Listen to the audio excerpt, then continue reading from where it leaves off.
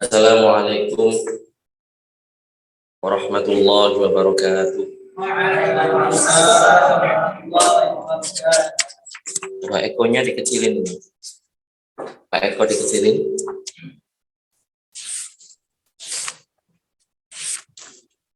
Sudah? Alhamdulillah. Alhamdulillah. Wassalatu wassalamu ala sayyidina Muhammad ibn Abdullah wa ala alihi wa ashabihi wa mawala. Rabbi shrah li sadri wa yassir li amri wahlul 'uqdatam min lisani yafqahu qawli.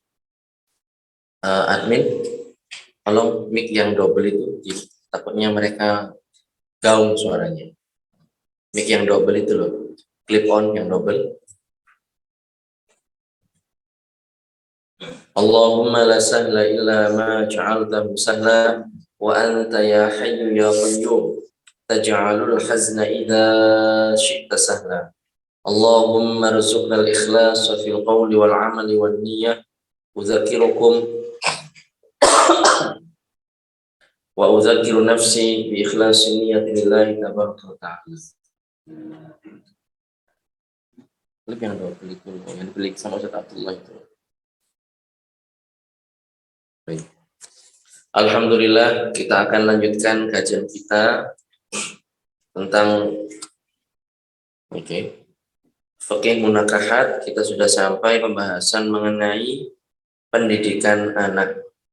Jadi setelah orang menikah, di mana tujuan nikah utamanya adalah, di antara tujuan utamanya adalah untuk mendapatkan keturunan, dan sudah diberi rezeki keturunan oleh Allah Subhanahu wa Ta'ala, maka termasuk kewajiban yang harus dipenuhi adalah memenuhi kebutuhan pendidikan agama anak secara memadai. Jadi orang tua itu tidak hanya ketika punya anak memenuhi kebutuhan jasmani saja, kebutuhan makan, kebutuhan minum, kebutuhan tempat tinggal, kebutuhan pakaian, tidak hanya itu. Tetapi ada juga kebutuhan yang lain yang harus. Ini sudah dinyalakan? Belum, Ustaz. Ini ada pengaturan di UTG. Atur lah. Ini keluar dulu ya, Ustaz. Oke.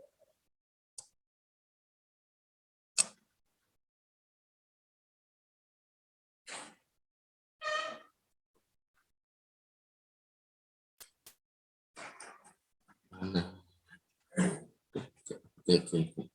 Terus sudah ini ribet dikit tapi untuk kemaslahatan yang lebih baik. Kembali ke Kurang ke atas. Ini. Kalau terlalu ke atas nanti jebret, Ustaz. Ini aja. Jebret. Ini. Agak ke sini, Ustaz. Berapa meter? Ini. Iya, Ustaz. Oke. Ya.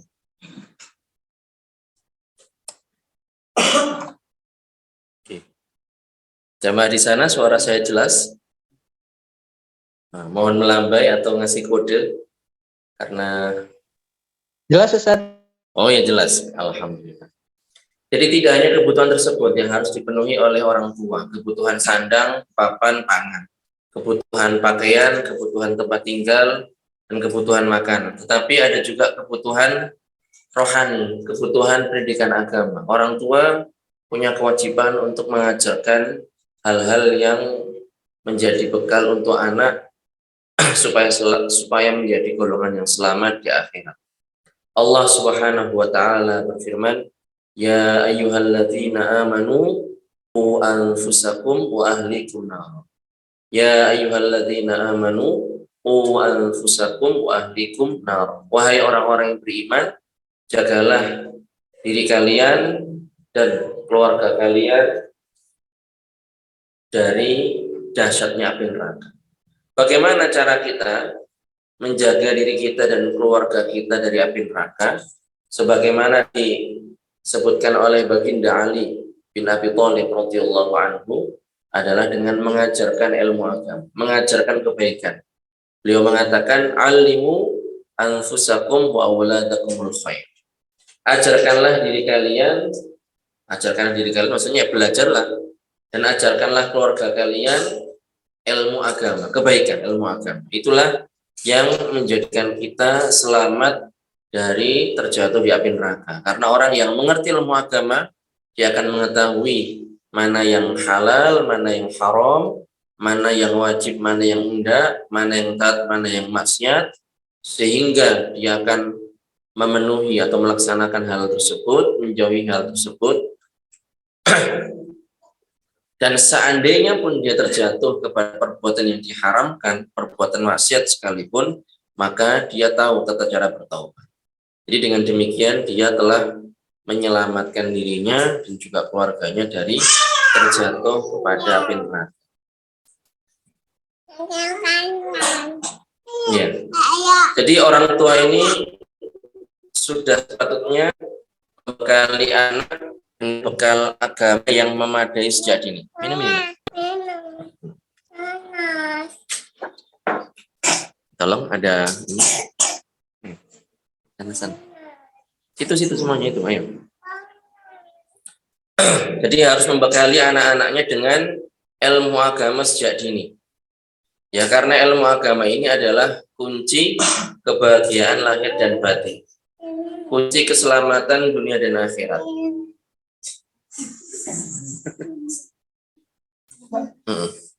Berikut ini akan kita jabarkan secara ringkas kewajiban orang tua terkait pendidikan dan pembinaan anak.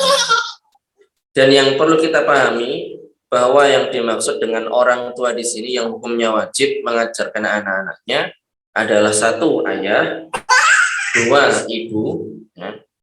Begitu juga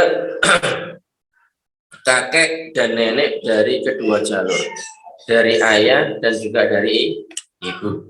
Jadi itu bapak atau ayah, ibu, kemudian kakek dan nenek dari kedua jalur.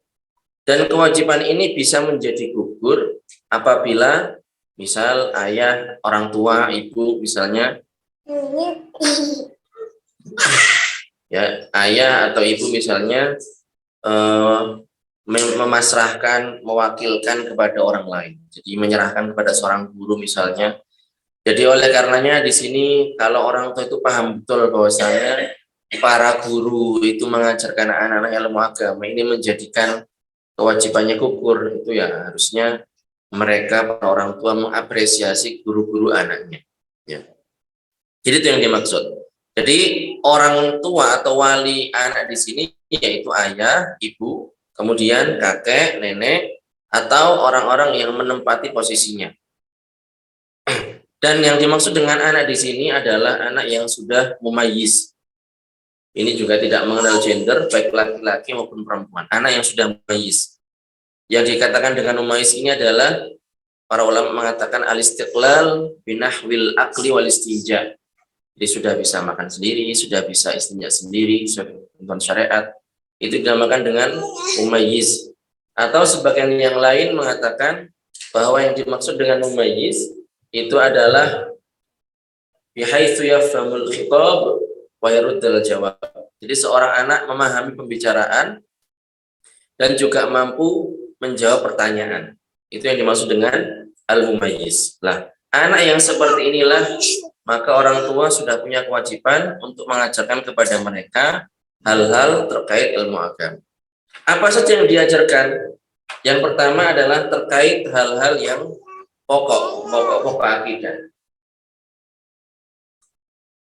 Ya, yaitu mengajarkan kepada anak-anak kita dasar-dasar akidah yang dhahuri, ilmu akidah yang sangat penting sekali, yang sangat pokok sekali. Yang pertama adalah tentang adanya Allah Subhanahu wa taala. Tentang adanya Allah Subhanahu wa taala. Bahwasanya Allah itu ada. Allah adanya tanpa permulaan, tanpa penghabisan. Diajarkan bahwa kita punya Tuhan. Tuhan kita diperkenalkan oleh para nabi, namanya Allah. Adanya Allah tanpa permulaan, tanpa penghabisan. Kemudian Allah Maha Esa. Esa di sini maksudnya adalah tidak ada sekutu baginya dari segi bahwa Allah tidak ada sekutu, bukan dari segi bilangan, seperti itu. Kemudian diajarkan bahwasanya Allah tidak serupa dengan segala sesuatu, tidak disifati dengan sifat makhluk. Betapa banyak orang yang mengaku orang Islam, mengaku anak-anak Muslim, tetapi karena orang tuanya lalai, tidak mengajarkan ilmu akidah sebagaimana mestinya, dan televisi atau media elektronik itu dipenuhi dengan konten-konten yang bertentangan dengan akidah umat Islam, akhirnya anak-anak mereka tumbuh dengan keyakinan yang bertentangan dengan keyakinan umat Islam. Kita tahu sendiri kan bahwasanya film-film atau kartun-kartun itu kan banyak sekali yang di situ sengaja, entah sengaja atau tidak disengaja, biar saya nggak bilang sengaja, di situ hal-hal yang bertentangan dengan keyakinan umat Islam, ya, keyakinan umat Islam diajarkan tentang entah itu Tuhan yang banyak atau dewa-dewa atau semacamnya. Karena kelalaian orang tua tidak memproteksi, tidak melindungi anak-anaknya dengan keyakinan yang benar, sehingga mereka tumbuh dengan keyakinan yang bertentangan dengan keyakinan umat Islam. Sehingga sampai ada yang meyakini bahwasanya Allah itu serupa dengan manusia, sehingga ada yang meyakini bahwasanya Allah itu ada di mana-mana, sehingga ada yang meyakini bahwasanya Tuhan itu ada lebih daripada satu. Kalau orang Islam Tuhannya Allah, orang agama lain Tuhannya lain lagi, dan mereka mengatakan, mereka meyakini itu adalah sesuatu yang sah-sah saja. Ya, padahal itu jelas bertentangan dengan keyakinan umat Islam. Kemudian diajarkan bahwasanya Allah tidak disifati dengan sifat makhluk. Nah, sifat makhluk banyak, naik, turun, kemudian mengecil, membesar, ini sifat makhluk. Kalau keyakinan orang-orang Yunani, dewa-dewa itu kan kayak gitu. Pas turun ke bumi mengecil, jadi kayak seukuran manusia. Kemudian pas naik ke atas langit gede gitu, ukuran raksasa. Waliyatubillah. Dan itu ditonton oleh orang Islam juga. Nah, kalau anak-anak tidak diproteksi, tidak dilindungi, maka mereka akan meyakini bahwasanya Tuhan seperti itu, sama manusia. Yang ngatur ini namanya Tuhan ini, dewa ini, yang ngatur ini namanya dewa, dan seterusnya. Padahal tidak seperti itu keyakinan umat Islam. Tuhan itu satu, yaitu Allah Subhanahu wa Ta'ala, dan Allah yang mengatur segala sesuatu. Kemudian dijelaskan bahwasanya Allah Subhanahu wa Ta'ala bukan jisim, bukan benda. Allah adalah yang menciptakan segala-galanya, yang baik, yang buruk, yang taat, yang maksiat, yang jelek, yang bagus, semuanya diciptakan oleh Allah Subhanahu wa Ta'ala. Apa yang ada itu adalah ciptaan Allah. Apapun itu yang ada merupakan ciptaan Allah Subhanahu wa Ta'ala. Bedanya kalau itu adalah perkara yang buruk, tidak dicintai oleh Allah, tetapi kalau itu adalah perkara yang baik, maka dicintai oleh Allah Subhanahu wa Ta'ala. Kehendak Allah itu bukan perintah Allah. Perintah Allah itu juga belum tentu kehendak Allah Subhanahu wa Ta'ala. Jadi beda antara kehendak dan perintah. Kehendak dengan perintah itu beda. Ada perkara yang dikehendaki oleh Allah, tetapi tidak diperintah oleh Allah.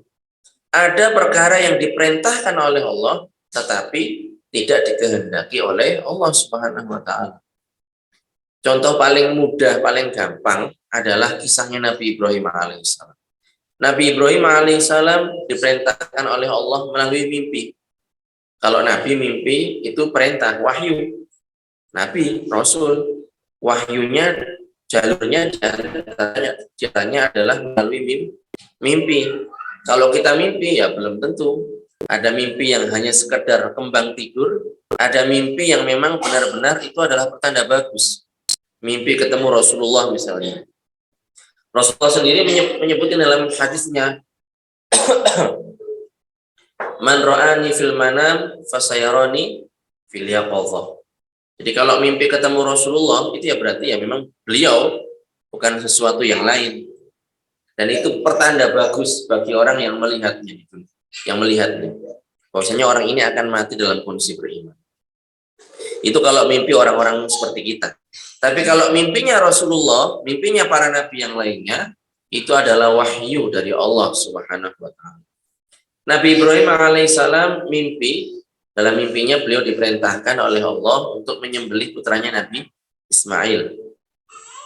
Kemudian ya karena mimpi ini adalah wahyu, Nabi Ibrahim menyampaikan hal itu kepada anaknya, bukan ragu, bukan maju mundur, bukan, tapi ingin melihat keteguhan hati anaknya.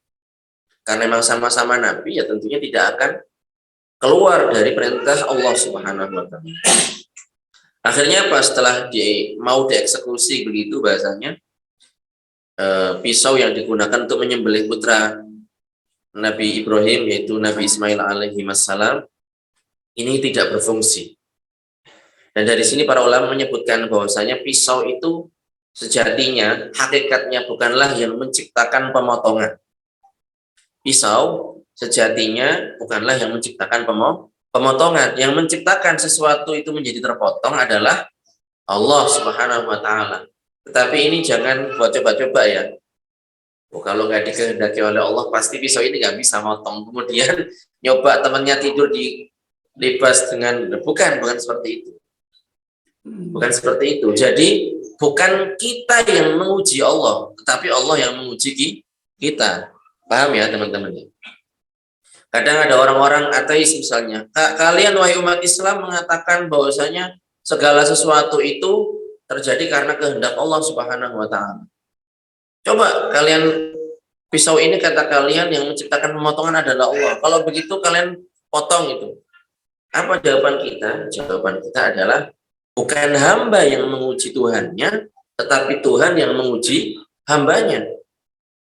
Seperti itu. Karena suatu ketika Nabi Isa alaihissalam, kalau tidak salah, Nabi Isa itu didatangi oleh iblis, mengatakan bahwasanya kalau Allah Subhanahu wa Ta'ala tidak menghendaki kamu terjatuh dari jurang, kamu selamat, pasti kamu akan selamat. Coba kamu jatuhkan diri kamu ke dalam jurang. Apa jawaban cerdas dari Nabi Isa alaihissalam? Beliau mengatakan bahwa bukan hamba yang menguji Tuhannya, tetapi Tuhan yang menguji hambanya. Paham ya? Jadi itu.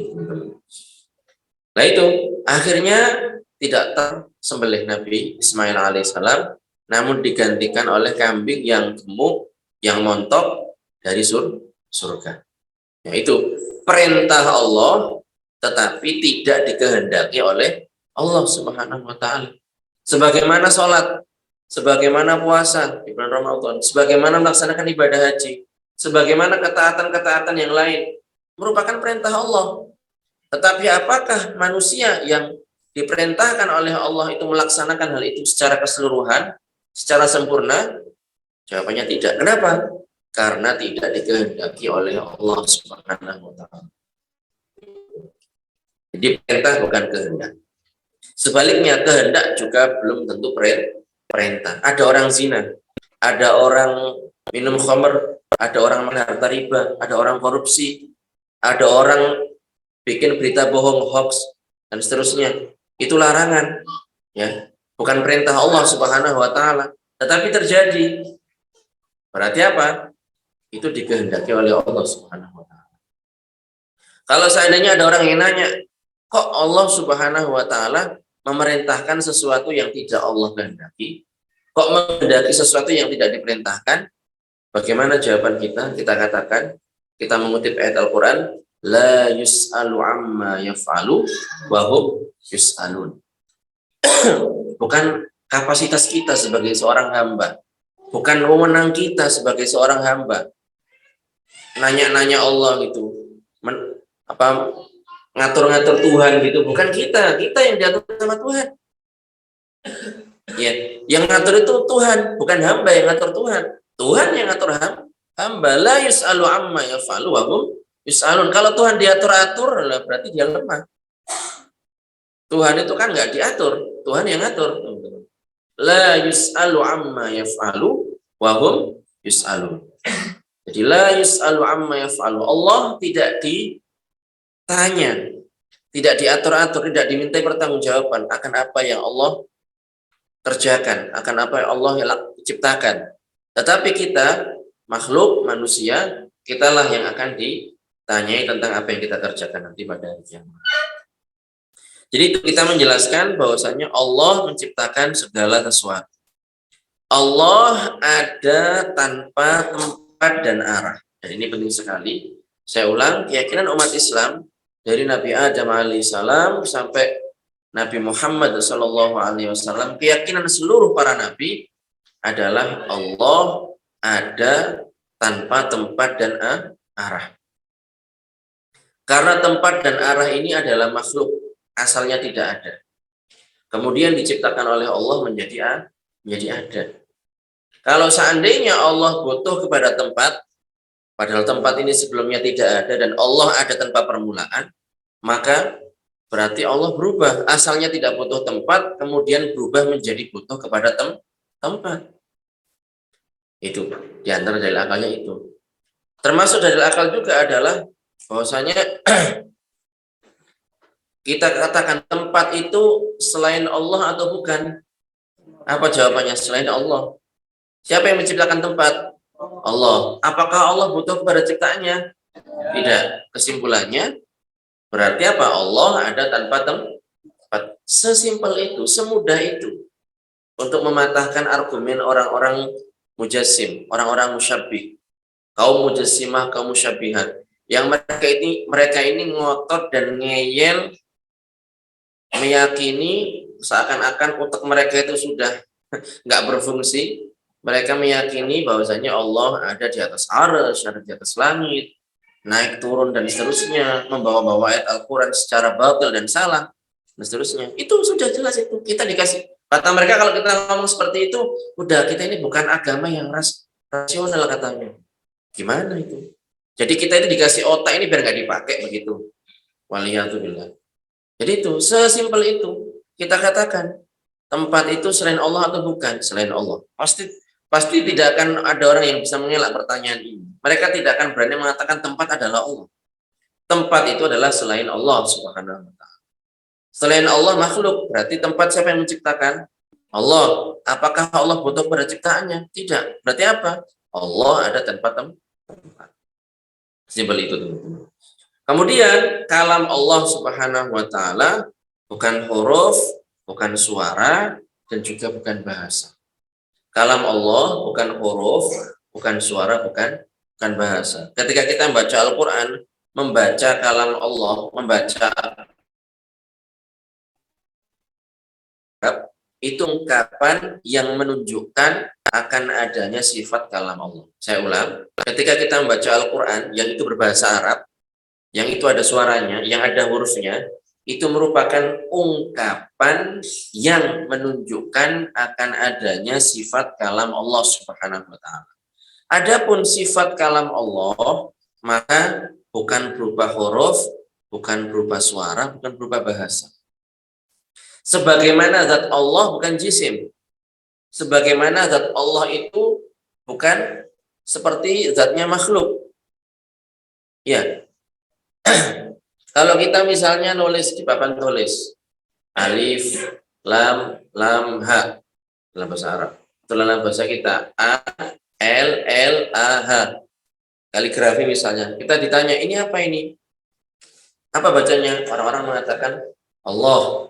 Siapa yang kita sembah? Allah. Begitu kan? Kita tanyakan lagi, apakah kita menyembah tulisan kaligrafi itu? Tidak. Apakah kita memuji dan menyerahkan puncak ketundukan kita kepada tulisan kaligrafi itu? Tidak. Apakah kita menyerahkan ketundukan kita kepada suara yang berbunyi Allah? Tidak. Tetapi tulisan itu, suara itu adalah ungkapan yang menunjukkan akan adanya zat Allah yang tidak serupa dengan makhluknya yang bukan jisim. Paham ya? Begitu juga dengan sifat kalam Allah Subhanahu wa ta'ala. Bukan berupa huruf, bukan berupa suara, bukan berupa bahasa. Kalau kita baca Al-Quran dengan bahasa Arab, yang ada suaranya, ada hurufnya, itu merupakan ungkapan yang menunjukkan akan adanya sifat kalam Allah yang azali. Seperti itu. Jadi ini, hal-hal semacam ini harus dijelaskan, teman-teman. Kalau nanti kalian di sini, kebetulan ini para jamaah, kita ngaji bersama teman-teman santri Pondok Pesantren Syamah di Probolinggo, karena temanya pendidikan anak. Jadi kalau seandainya temanya sebelum itu, maka saya nggak akan ngajak mereka. khawatir nanti dikira motivasi untuk menikah. Enggak. Jadi sekarang belajar dulu. Jadi itu. Kemudian yang berikutnya adalah seorang wali anak, ayah, ibu, bapak, kakek, nenek, atau mereka yang menempati posisinya harus mengajarkan tentang Nabi Muhammad SAW, bahwa beliau adalah seorang yang jujur, seorang yang benar dalam segala hal yang beliau sampaikan, bahwa itu adalah bersumber dari Allah Subhanahu wa Ta'ala. Di Rasul itu kalau bilang A ya berarti seperti itu A. Jadi segala berita teman-teman itu mengandung dua kemungkinan. Kalau nggak benar ya salah. Kalau ada orang datang ke kita, kalau nggak benar ya salah. Tapi kalau Rasul menyampaikan berita kepada kita, ya berarti itu nggak ada kata lain kecuali kita membenarkan berita Rasulullah SAW. Kalau kita belajar di Balaghah, itu ada yang namanya al-khabar. Al-khabar itu mayahtamilu sidq wal kadhib, mayahtamilu sidq wal kadhib. Jadi sesuatu yang ada kemungkinan benar atau salah.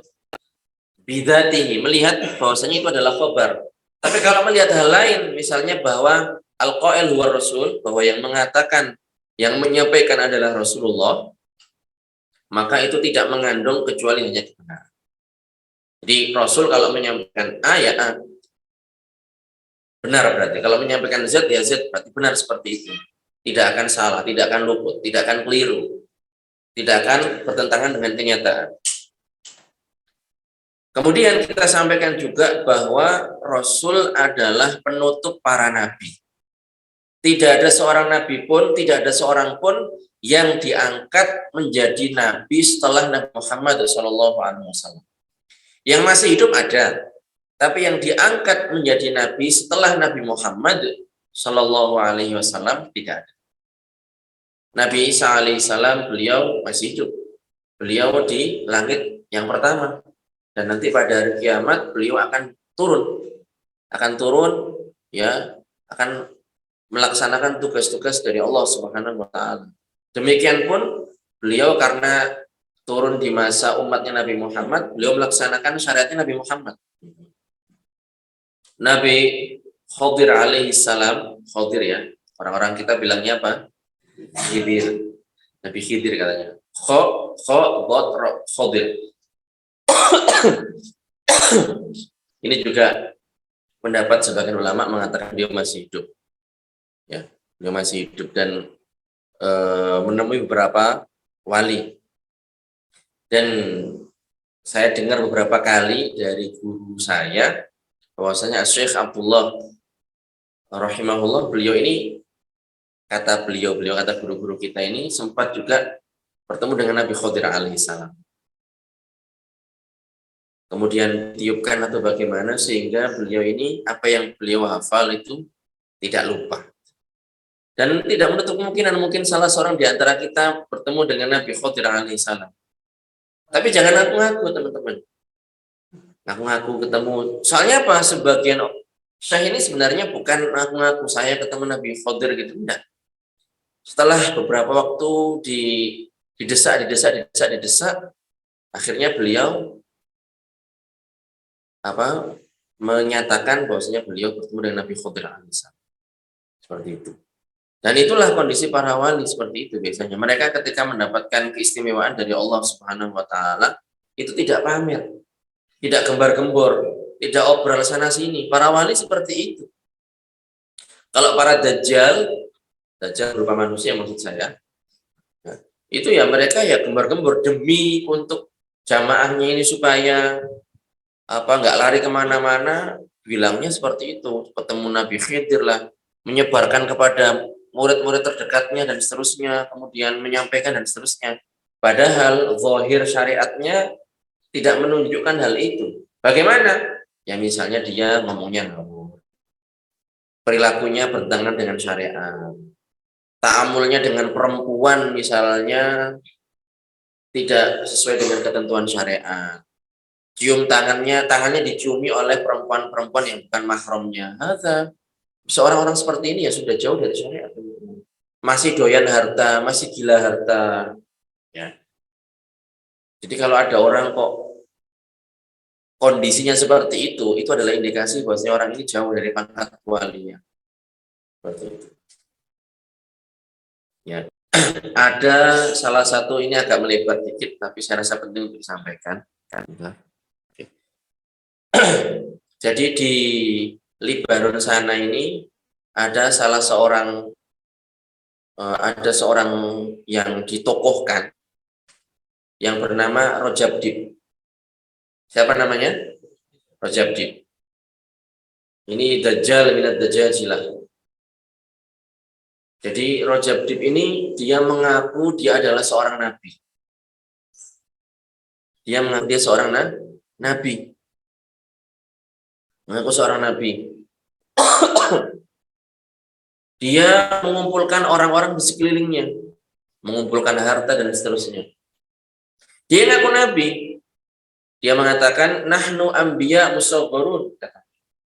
Dan saya bilang seperti ini bukan ngarang teman-teman. Ini ada rekamannya dan ada buktinya ada. Nahnu anbiya musawwarun katanya. Nah, nabi kecil katanya. Waliyadzubillah. Sampai Syekh itu mengatakan kullahum kulli jamaati, katakan kepada para jamaah Rajab Dib, katanya Syekh, Syekhukum yadda'il nubuwah amma syekhuna la yadda'il wilayah. Apa kata Syekh Abdullah Al-Harari? Beliau mengatakan kepada murid-muridnya supaya mengatakan kepada jamaah Rajab Dib, Syekhukum ay Rajab Dib yadda'il nubuwah amma syekhuna la yadda'il wilayah. Guru kalian Rajab Dib itu ngaku-ngaku kalau dia adalah seorang nabi. Guru kami jangankan nabi, wilayah pun beliau tidak mengklaim kewalian atas dirinya. Padahal tanda-tandanya jelas sekali. Tanda-tandanya jelas sekali. Jadi di antara perkataan yang disebutkan oleh orang ini adalah dia mengatakan al-mahabbatu bila infaq nifaq katanya. Al-mahabbatu, ini kata bukan hadis ya, jangan dihafal ini. Cuman kalian tahu aja kalau dia perkataannya kayak gitu. Kata dia, al-mahabbatu bila infaq nifaq. Jadi kalau kalian, maksudnya apa? Kalau kalian senang dengan guru kalian, ya kasih nafkah, kasih uang, kasih hadiah. Kalau nggak kasih hadiah pada guru kalian, itu berarti munafik katanya. At-talib baina syaikhain karajuli bainal mar'atain. Kalau kita kan nggak ngajarin seperti itu, kita nggak pernah melarang jamaah kita untuk belajar ke orang lain, selama memang orang tersebut adalah orang yang siqah, orang yang amanah, yang memang benar-benar ahlul ilm. Syekh Abdullah rahimahullah itu ngutus murid-muridnya untuk belajar ke masyayikh yang lain. Nggak pernah melarang jangan belajar kecuali hanya kepada saya. Nggak seperti itu. Tapi kalau ini Rajab Dib ini memang ngajarin jamaahnya bodoh, jangan belajar kecuali hanya kepada saya. Sehingga dia mengatakan at-talib atau at-tilmid baina syaikhain karajul bainal mar'atain. Jadi seorang murid di antara dua guru itu seperti laki-laki di antara dua istri. Ngajarin seperti itu, waliyadzubillah. Jadi hal-hal semacam ini harus dijelaskan. Bahwasanya Nabi yang beliau sampaikan itu benar. Semuanya benar. Adapun selain Nabi, ya yang disampaikan ini, ya ada kalanya benar, ada kalanya salah. Jadi kalau Rasul menyampaikan, itu semuanya adalah benar. Tapi kalau selain Rasul, itu berarti ada kalanya benar, ada kalanya salah. Dan tidak ada nabi, tadi kita sebutkan urut-urutannya, tidak ada nabi yang tidak ada seorang pun yang diangkat menjadi nabi setelah nabi diangkat. Adapun nabi yang masih hidup masih ada. Jadi siapa tadi? Nabi Isa alaihissalam, kemudian Nabi Khidir alaihissalam. Jadi kalau zaman sekarang ada orang ngaku nabi, ya berarti itu adalah bohong. Karena membenarkan orang tersebut berarti mendustakan Nabi Muhammad SAW. Hal semacam ini kalau dipahami kan enak, kita bisa meninggal yang baru. Ada nabi, ada orang ngaku nabi misalnya, karena dia sudah tahu bahwasanya tidak ada orang yang diangkat menjadi nabi setelah Nabi Muhammad SAW. Dia menjadi tahu, oh ini nggak benar ini, nggak benar. Dia tidak akan bilang, oh biarin saja, itu kebebasan berpendapat. Tidak akan bilang seperti itu. Karena apa? Membenarkan orang tersebut, memperbolehkan adanya nabi setelah Nabi Muhammad Shallallahu Alaihi Wasallam, yang diangkat setelah Nabi Muhammad Shallallahu Alaihi Wasallam, itu pangkalnya adalah apa? Mendustakan Nabi Muhammad Shallallahu Alaihi Wasallam. Jadi kalau orang alim itu pasti paham gitu. Tapi kalau orang comot sana comot sini gitu kan, belajar dikit sana sini, kemudian menjaga jamaahnya dan followernya, subscribernya dan seterusnya, ya pasti akan asal-asalan. Seperti itu. Kemudian yang perlu diajarkan adalah bahwasanya Allah Subhanahu wa taala menurunkan Al-Qur'an kepada Nabi Muhammad SAW. Al-Qur'an yang merupakan pedoman dan penuntun dari untuk umat Islam. Yang di dalamnya terdapat perintah, terdapat ajaran ya, yang sudah sepatutnya kita untuk berusaha mempelajari kitab suci kita tersebut. Jadi ini kajian kita, mudah-mudahan bermanfaat, agak melebar tadi pembahasannya. Ya mudah-mudahan ini bisa menjadi peringatan buat kita semua, bahwasanya penting bagi kita untuk belajar ilmu agama supaya tidak terjerat dengan apa? Perangkap orang-orang semacam itu, orang-orang yang ya terlanjur populer, terlanjur terkenal, tapi ngawur dan seterusnya, supaya tidak terperangkap dengan jerat orang-orang semacam itu. Sabbatanallahu wa iyyakum ajma'in, barakallahu fikum. Monggo silahkan, mungkin ada yang mau ditanyakan.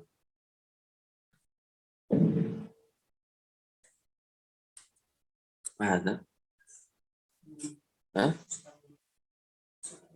Susu kambing.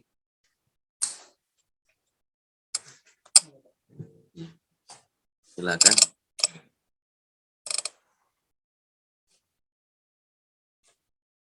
Kita perlihatkan dulu biar tahu orang-orang.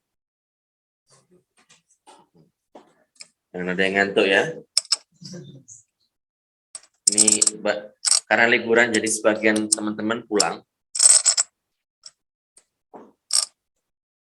Oh, yang mau gabung putra-putrinya di sini juga boleh. Pondok Ramah Anak, insya Allah nggak ada pembulian di sini. Ini apa karena ada santri ya, jadi malu bertanya mereka.